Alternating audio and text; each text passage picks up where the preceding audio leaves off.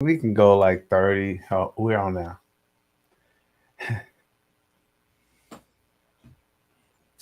Welcome to another edition of the Real Critic Roundtable. As you can see, it's with Reggie and Rhino Ponder. That's right. We got the Ponder brothers in the house today. My brother is here. Ryan, what's up? What's up, babe? What's happening? Not much, man. So check this out. Yeah, Um, my co-hosts, they're all busy.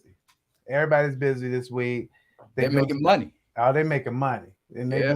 they're doing some fantastic things. Hmm. And I tried to call somebody who I figured wasn't making any money, You so called the right person. so I called you. I said, hey, why don't you just shoot the breeze with me on a day like today, hey, Rav? Absolutely. So in my family, I want to tell people in my family, I'm also doing some internet stuff as I'm talking here. But in my family, my kids think that Tracy is my favorite sibling, and their determination is because I always walk in the house talking to Tracy. But Right. what they have not recognized is that I'm not doing any talking. Oh, Reggie,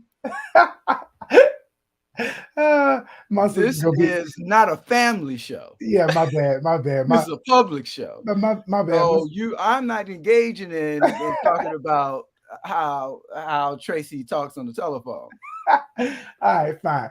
So I got my older brother here today, and man, here we talk about movies and we talk about some TV. We really talk about Right. the entertainment industry, and what is really fun is that my kids challenge you consistently to watch certain shows. That's right. And I don't know, I mean, I don't think they've challenged you lately, but I do want to know what are you watching right now? I'm doing a lot of streaming. As a matter of fact, I was talking to one of our brothers, uh, uh, not in blood, but one of our brothers in life, David Adams, yesterday, who I went to school with, and who's a fellow Chicagoan, and we were actually talking about who was going to marry the captain of Discovery, since she has fallen out of favor with her man who's trying to destroy uh, the DM, I can't remember, the DMC or whatever it is, on Discovery. And he's So I've been looking. doing a lot of streaming, and that Monique is it Monique? Um, I can't remember her full name, but she is killing it on Discovery, and so I've been watching quite a bit of science fiction, in addition to Discovery, The Expanse. I've kicked back and been, yeah, since I don't make money. Well, that's not That's totally funny. That's true. funny, but let me jump in here for a minute. Go Is on. that can we not just skip over Discovery? Oh, Because we don't need to skip over Discovery. yeah, I don't want to skip over her, and her name is Saniqua Martin Green, I think and I'm. Oh, thank you, Saniqua. yeah, and she's absolutely fantastic. And the she makes this show that for me the kind of show that I just want to follow. I want to follow what's going on with her at every moment. And I will tell you, I told you this before, but Michelle Yeoh, and when Saniqua and Michelle are in the same, Killing it, killing it. I'm like, I'm in love with both of them. I'm like Michelle. If I saw Michelle someplace, I'd probably just have to just. Reggie, you know I don't like to watch things twice. And the exception to that is Born Ultimatum. Oh, Whenever yeah, you turn on Born, that music gets you going. You gotta follow I follow love along that. all the way to the end. But I would watch the whole first season of Discovery over again just to see uh Michelle and Saniqua together. that acting was killing. It and I just love what they. I mean, and it was contentious at times. I mean, it was when you talk about drama. And I'm not even talking about the drama on the screen. I'm talking about the drama of acting. These two could, I mean, really brought it. And I was trying not to watch this series, Ryan, oh, why? because I got so many things to watch. Yeah, I can't watch everything. I pity But the fool that's a movie reviewer, man, because you got I watch enough just sitting in front of my TV. You watch your list is crazy. yeah, so I didn't want to skip over that. But then I also, because you talked about her boyfriend, and he's a really good looking dude, and the way in which he plays his role in this is so suave. I mean, it's not even suave. I think that Yeah, even cheapens yeah, cheapens. I don't know if it's suave. No, it's He not. just has his own pace, his own character, his own demeanor. And in the most recent episodes that were released, that the way they worked together, there was a casino scene. I don't know if you've gotten to. I saw that Man, casino the thing. way they're playing off each other, it made it credible, because it could have been very incredible, but the way they played off each other, it was just wonderful. And you kind of hope that they get back together and that they continue. Uh, but I don't see how that's gonna happen because she gonna hunt him down to the ends of the galaxy, dude.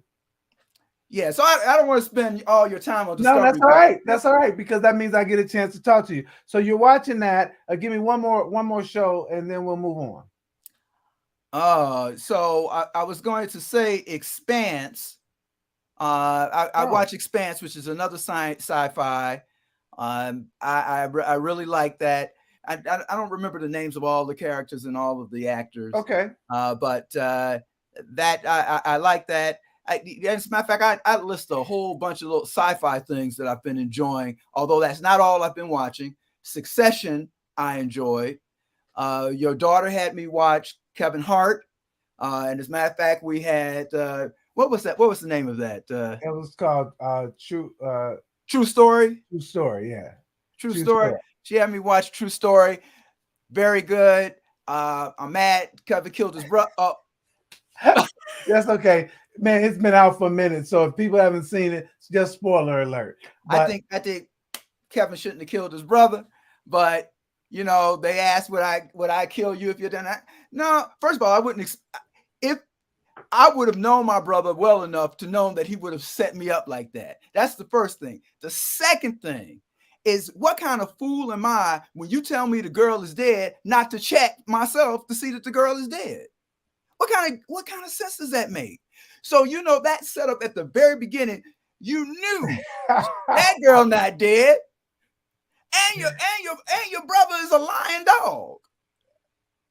And I'm glad Wesley Snipes got a job and he was working. I've seen Wesley on a couple of things recently, and that was really good. no, he has been doing well. Well, excellent. So that's the first thing I want to do is do a little talking about that, and then the second thing I want to do is that the people don't really know my bro, right?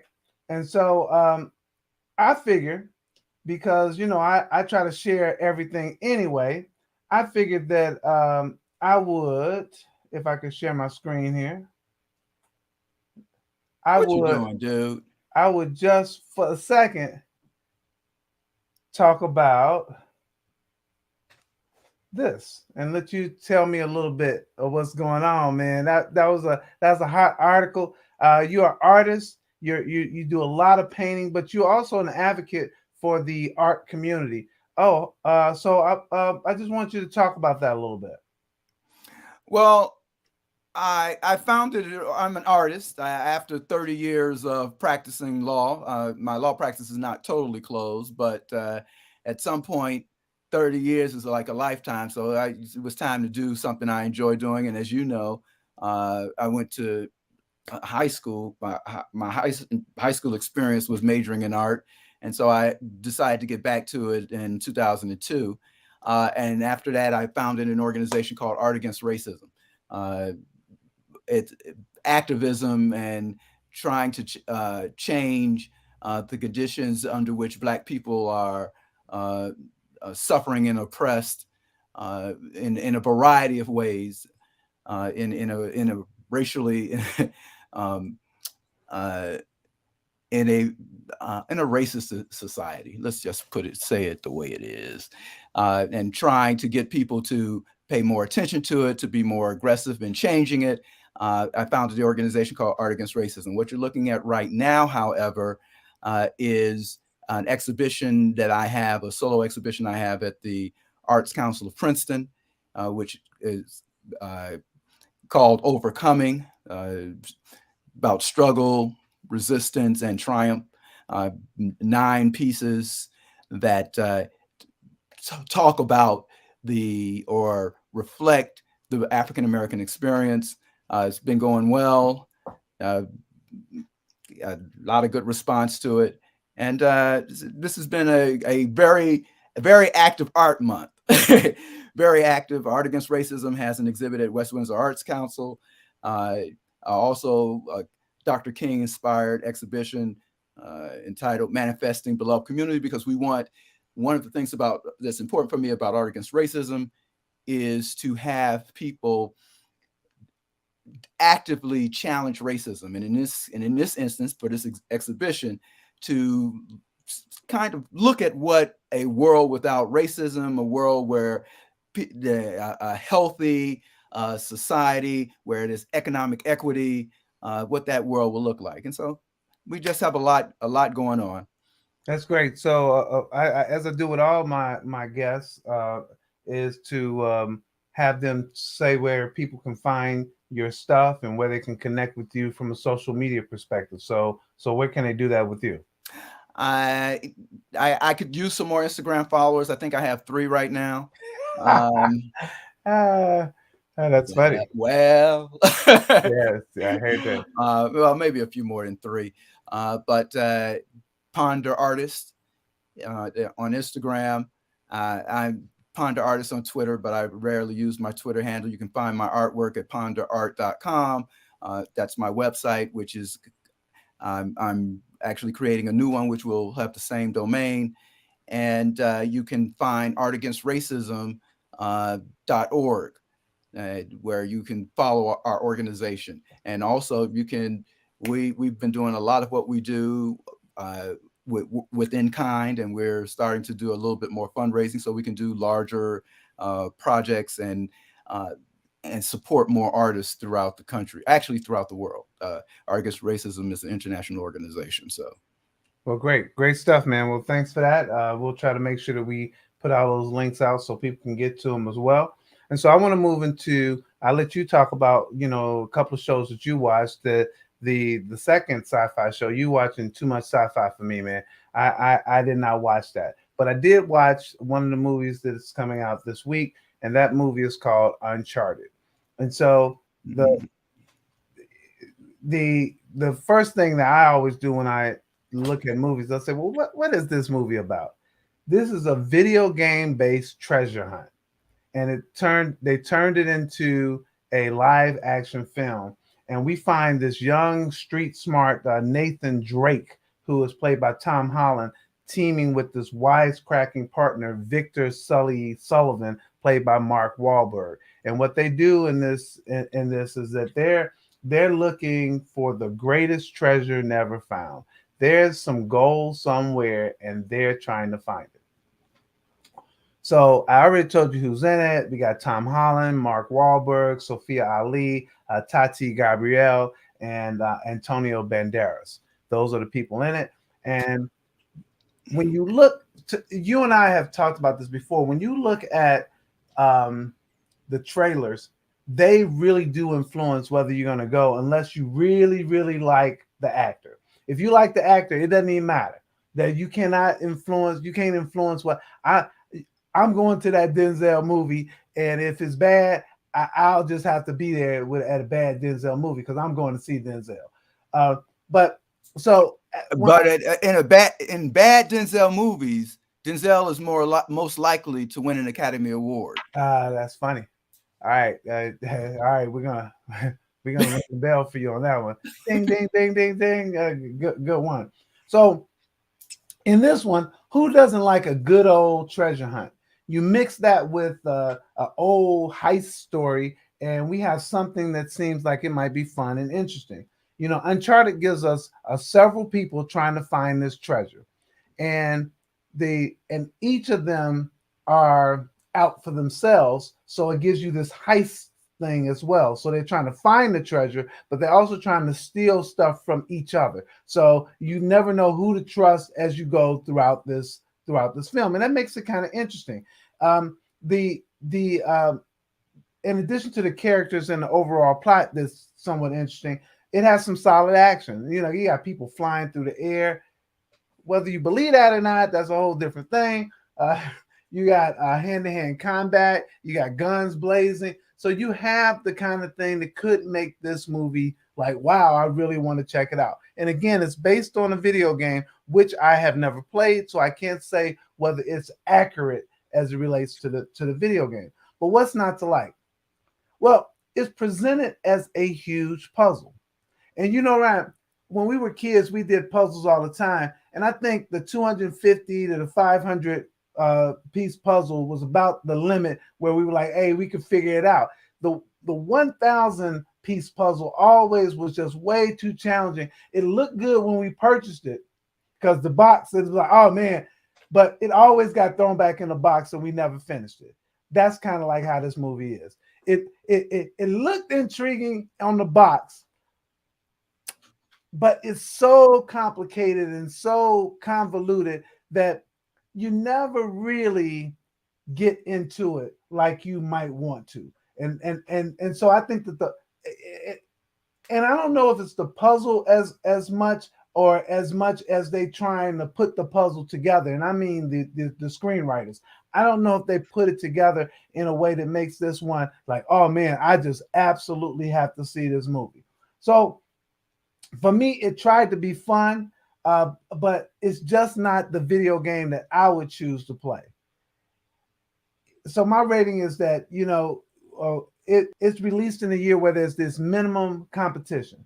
You know, I mean, released at the time of year where there's minimum competition at the box office. So it might get some people to check it out, but this is mindless fun that might be a little bit interesting, but not compelling enough for me to go to the theater. There's no way that I would run to the theater to go check this one out. It might make the charts if you know, unchart it. Well, anyway, it might make the charts, you know, be in the top 10, but that's not because it's going to be good. That's because there's not a lot of competition out there in the marketplace. So I'm just saying this is not a journey that I'm willing to go on, and I'm giving this one 1.5 stars. Maybe something to check out on. Yeah, I'm sorry. Maybe something to check out if you just don't have anything great to stream, which is not the case. You sitting at home and doing that. But I'd take a pass on this one. I will tell you, you mentioned the Bourne the Bourne trilogy, and 20 years ago it started. Was Bourne Legacy started the whole the trilogy started 20 years ago in 2002. So I would say, look, if you're looking for some hand-to-hand combat, it's that. If you're looking for some espionage and some intrigue, it's that. And that's what I would really go check out. I would not check out Uncharted, unfortunately. That's my thought on that, man. And you know, I follow what you say because your taste is impeccable, and I will not be watching that. But there are two really quick points. One, I never quit a puzzle. Great analogy, but I never quit a puzzle. And secondly, instead of Bourne Ultimatum, you want something different and new? Reacher. All right, you like Reacher. I'm gonna have to check this one out. I there is nothing to me. Last week, I watched all three of the first three Bournes. Did you? Yeah, I got the DVDs. I didn't wait for it to come on TV. I wanted to see it. I have the DVDs. I broke out the DVD. And for those of you guys who don't know what a DVD is, it's like this little round thing that It's like this little round thing. I know. Uh, you probably don't understand, but it's It's like like a flying saucer. right. It's like Or a cup. What do you the a, thing you put on a, a a coaster, table? a coaster. A coaster. But I broke out the DVDs, dude. Reg, I tell you, I watched Born Ultimatum. I don't know where I caught it. Maybe it was in the middle, but I have to get to the song. I can't do the song when he's in the water and she smiles when his name is mentioned, and I whatever the song. It's Yeah, I yeah. got to hear that. Yeah, no, it's my go-to. If I'm looking for some action, it's my go-to. I don't want to reach for a new thing to watch. That's all I want to say. You mentioned fighting and violence. This Reacher is awesome. All right. Well, we're putting that one out there for folks. All right. The next thing I want to do, Ryan, is I want to do a couple of celebrations, and these celebrations have nothing to do with movies, but because I got you on, I figured we do a couple of celebrations. My Okay. friend Karen Dotson Winkler has a birthday today, and I want to say happy birthday to her because not only because she's my friend, but she always sends me some dope mixes that I can play when I'm running, when I'm doing stuff. So I have it in my ear, and I wish I could return the favor, but I'm not that kind of DJ. But I want to just say, hey DJ, keep playing my favorite song because she be killing it. So I want to say that. And then the Happy other birthday, thing, Karen. yeah, thanks, Ryan. And then the other thing I want to do, and I'm gonna share my screen again as well, is that I thought we'd just take a moment because we're talking about Chicago. Um, Hold on.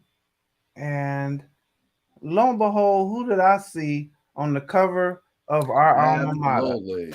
On the cover of our alma mater Absolutely. this year. So I thought that we take a second just to talk about Jonathan and hopefully for all our Princeton friends who are checking this out and they'll check out the article of Jonathan Smith. It's a nice article. It's really hard to capture who Jonathan was, but he was a great individual. Uh, my class of 1981, Princeton. Uh, you know, I, as a matter of fact, I think I introduced you to Jonathan when you came. But Chicagoan, actually not quite a Chicagoan. He's a Harvey, Illinoisan. So, but He you know, claimed it. He claimed he Chicago. claimed Chicago, but he was family. He was family, and but he uh, taught and administrated in St. Louis, um, and the school named a auditorium after him. He was so impactful. Uh, he was just really loved. He was really loved, and will be sorely missed. Yeah. Thank you for saying that. Just thought I'd take a moment and say rest in peace, Jonathan. And yeah, really cool dude. All right, with that, we're gonna move into. Um, I'm gonna share one more thing on my screen. Is that so? I'm a part of a number of organizations, right? And we have the Spirit Awards are coming up, and they're coming up on March the 6th. I have to vote by the 22nd of this month on all the movies. And what's really funny is that I am not ready for my voting, and the reason I'm not ready for voting is because of the international films. I have not watched my share of international films, and there are so many good ones out there. And here's my problem, Ryan. I can You have to with these international films, you have to look at them at all times because if you miss a word or anything, you're missing so much. And so I have to work a little harder to watch an international film than I do just English dominant film, and because I have to try to read the bottom, but also watch the action, and that's for me that's a little bit difficult, seeing, making sure I stay up on what they're saying at the same time of watching what's happening in the scene. So, uh, Yeah, it can be difficult. I think the bigger problem to me is that the uh, translations are often very poor. oh, and when I Um, and, talk to, go ahead. Yeah, and that you really do need to watch it to get a sense of what really is going on and what the nuance is. Uh, even and I use captions a lot, even in English, because I'm usually multitasking, and even the translation, English translations into English, they No, not good. it is so true. So when I ask my friends who either speak the languages, um, they are always saying, "Nah, they didn't capture the essence of what was really said here. They might have Mhm. captured the intent, but not the real essence of what was said." So I'm watching this movie right now. It's a 3 hour movie, and it's long, but it's very, very interesting, and it's called "Drive My Car," and I'm reading the subtitles, and I can tell for sure that the translation is not on point. Just from watching what's happening, I could tell for sure that there are many instances, and it might be because people will tell you that sometimes there are not words that translate well into English. So there's no way to be like, well, this word actually means this. So I do understand that, but I could tell on many occasions. But the Spirit Awards are coming up March the 6th. I'm working on that and working on trying to see all the movies that I need to see. Voting is open right now. I could vote and be done, but I'm still trying to catch up on a couple of movies, and Drive My Car is one of them. Then the other one that I want to mention, and I'm actually going to share my screen again, is and then we're going to talk a little Black history, and then we'll be out.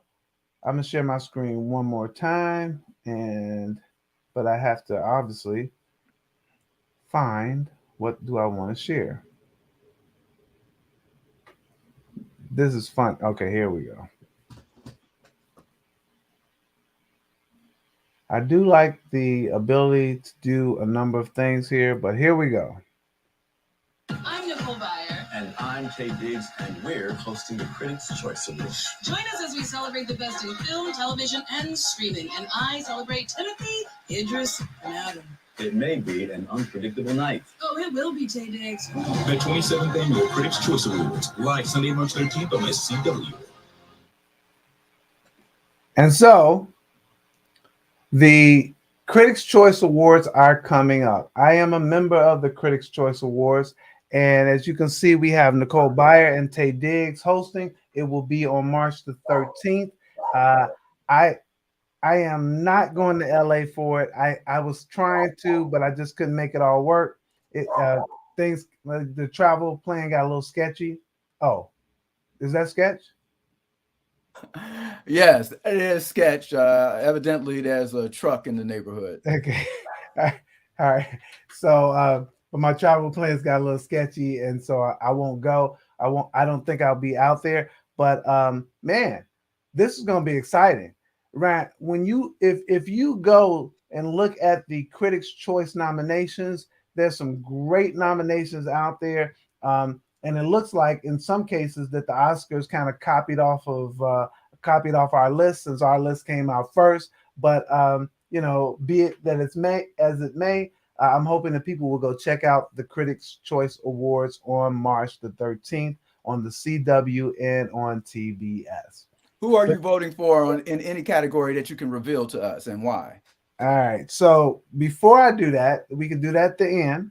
We could do that at the end. I want to talk about the Oscars for a moment, and then that'll help us with I want and because it's Black History Month, I want to talk about the Oscars as it relates to black actors. Now they have diversity in there as well, and I talk about that in general, but because this is Black History Month, I really want to talk about the black actors who are up for nominations. So the movie King Richard is up for 6 nominations. Best Original Screenplay, Best Editing, and Will Smith is nominated for Best Actor for his role as Richard, and Anjanae Ellis for Best Supporting Actress. So we get two actors in that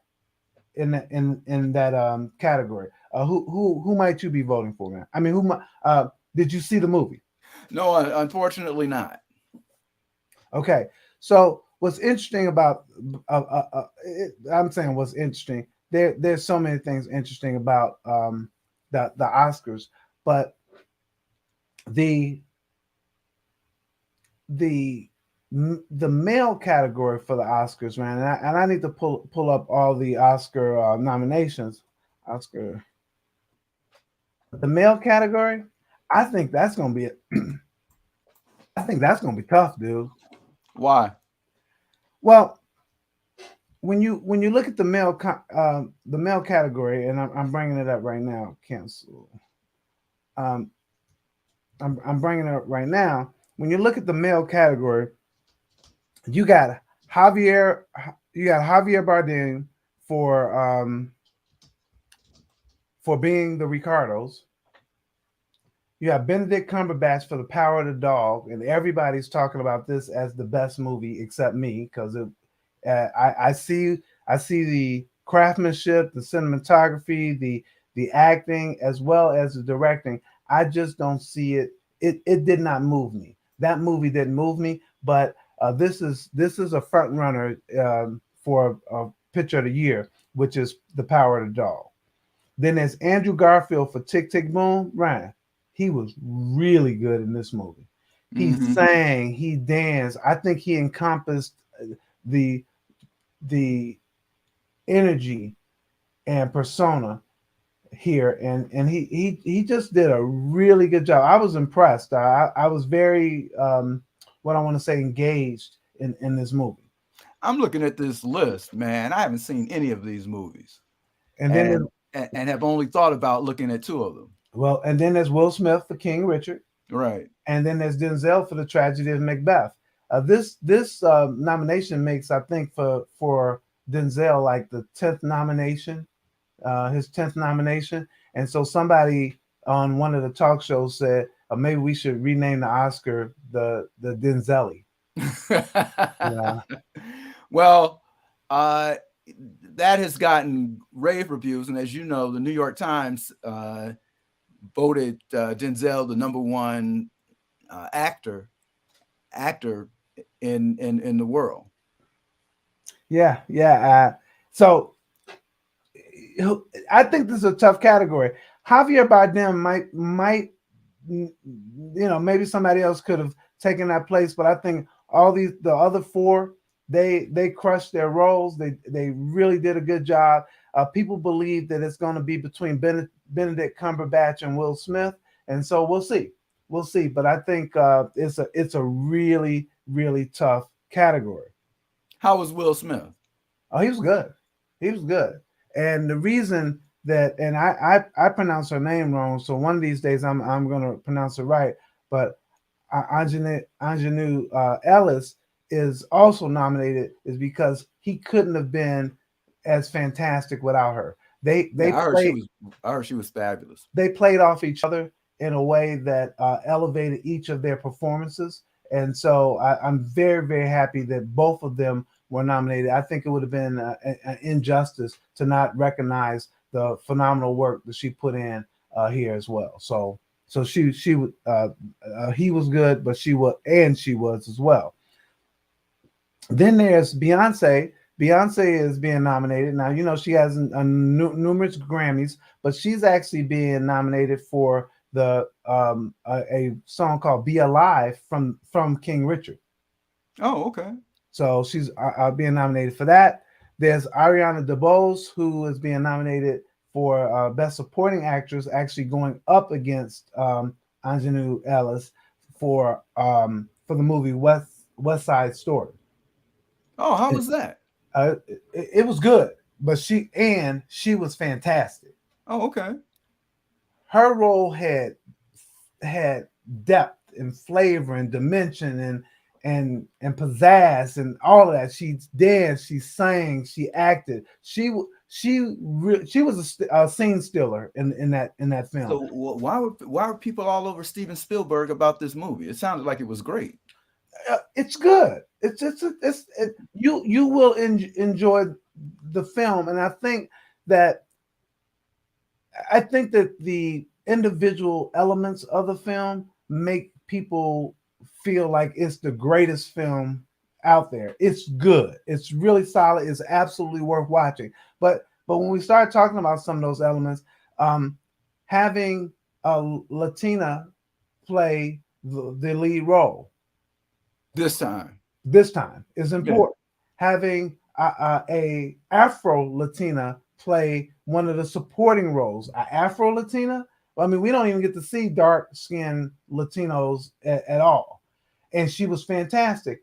But then, in addition to that, getting Rita Moreno to come back and play a different role as well. And if you look at the because we were just talking about the nominations. If you look at the nominations for a Best Supporting Actress, you see that Ariana DeBose is there. Some people felt that Rita Moreno at 90 something should have been there as well. So they did a good job, and I think how sometimes you say the sum of the pieces don't equal. I forgot what that saying is, but those little pieces were fantastic. Ryan, and as a dancer, the dancing in this is hot. They actually got real dancers. They didn't get actors who they tried to get to dance. There's a couple of them in there, but for the most part, they had some real dancers in this, and it really worked out really, really well. So where can I catch West Side Story? That's a good question. I don't know where it's playing. Okay, no, I'll check it out. Yeah, I don't know where it's playing, but I'll try to figure that out. Maybe before we get out of here. Don't want to keep it too much longer. But then there's Questlove.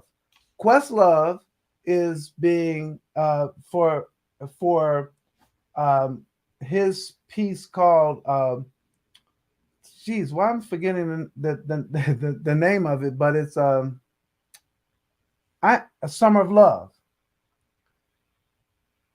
And you remember what Summer of Love was about? Yeah, I do. I didn't see that one either, but it was about the concert in New York. Right. And this footage set in somebody's basement for over 50 years, man. I know.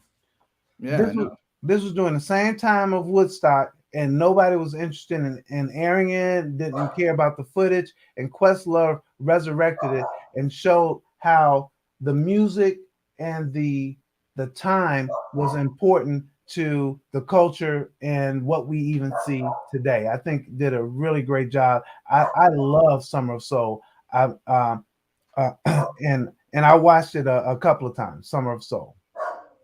So that's that for that. And then we talked about Denzel Washington. If you like Shakespeare, double toil and trouble.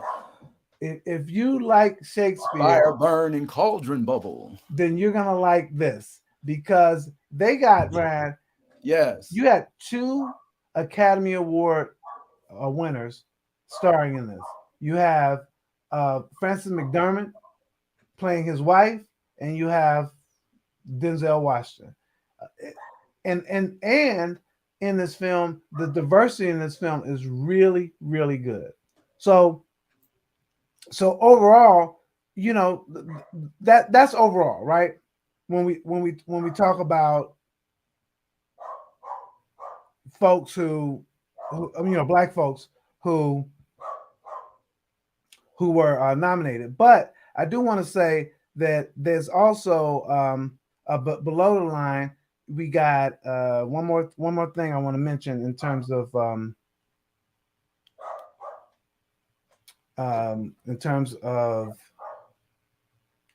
nominations for Coming to America. Stylist Stacey Morris and Carla Farmer also nabbed nominations, and there's a piece where Stacey, I think it's Stacey, is on is finding out where they put it in social media where she finds out that she's nominated, and it's so cute.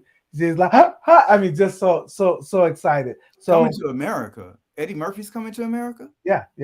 Yep. So wait a minute. That was the only thing it was nominated. I didn't realize it was up for a nomination. What was it nominated for? The stylists are nominated. So what happened to costume? No.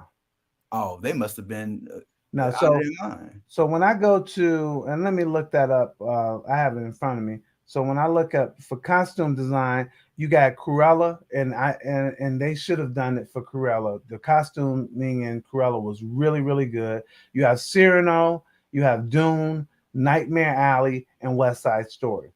So I could see Coming to America getting in there past Nightmare Alley for me. West Side Story, the costumes were fantastic, absolutely fantastic, and I could see it for Dune and Cyrano as well. So if I change something, I might change uh, Nightmare Alley for that. And uh, that's really it. Since it's Black History Month, I just want to talk about the Black folks that have been nominated. Um, I mean, you spent 40 minutes with me today, man. I appreciate you coming on. I don't Sorry think that I'm not as cute as Katya. she'll love that. Um, and as you can see, it's the Real Critic Roundtable with Reggie and Rhino Ponder.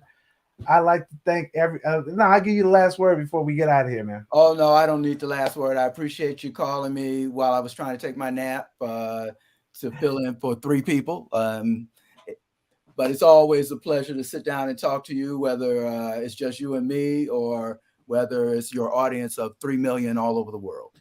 And I want to make it clear that Tracy is my favorite. So yes, I want to make it clear. I'll confirm that she is your favorite from on Tuesdays from 12 p.m. to 12:01 p.m. You're so wrong. You're so wrong. Anyway, I'm Reggie Ponder, the Real Critic. That's Rhino Ponder. Again, you can check him out at Ponder Art and check out his art. And thanks again. We will see you again. I will see. Oh, hold on. I got a notice in here, so I want to make sure before I get on out of here, somebody's making a comment. So it's probably Tracy. I want to honor all those comments. So let's see what I got here. Oh, I got Michael Hodges, one of my coworkers. Michael, what's up? We've been trying to see if Michael really still knew how to shoot a basketball, Ryan, because he's retired now. So being retired to me means that he has enough time to shoot ball. You know, he doesn't have to be like, oh, I got to go to work and this and that and other. So we've been trying to figure it out. But thanks, Michael, he says, I do. I don't know if you can see the comments around on the side. No, I can't see the comments, but haven't you and Michael had this conversation on other shows? No, we have not. Oh, okay. But our friend Larry Taylor has been saying, hey, are we playing and do we know how to shoot? So we're going to have to see, as this COVID dies down, to see if we can get in the gym and share some old times. I do want to say, Ryan, I do know that you're playing these days, and so I said I'd give you the last word. Did you hit a shot today, dude? I hit a game winner, baby. You did? Absolutely. Hey, that's the show. Again, I'm Reggie Ponder. That's Rhino Ponder. Winning. That's my big brother, and all we do is win. Win. This is the Real Critic Roundtable, and we'll see you guys next time. Be good.